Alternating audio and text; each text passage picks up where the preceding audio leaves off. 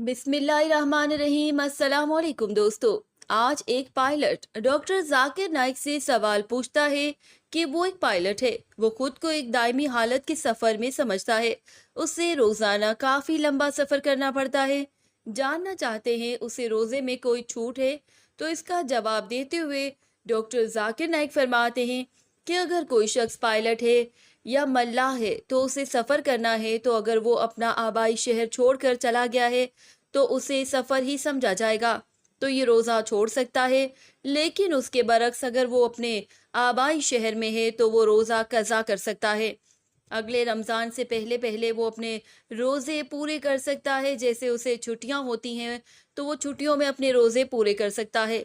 लेकिन अगर उससे कोई बहुत ज्यादा लंबा सफर करना पड़ता है, मतलब उसकी मुसाफत 12 घंटे से भी ज्यादा हो, जैसे न्यूयॉर्क से हिंदुस्तान, इन लंबे सफर के लिए उस पर रियायत मिल सकती है। लेकिन छोटे सफर के लिए बेहतर है कि रोजा रख लिया जाए।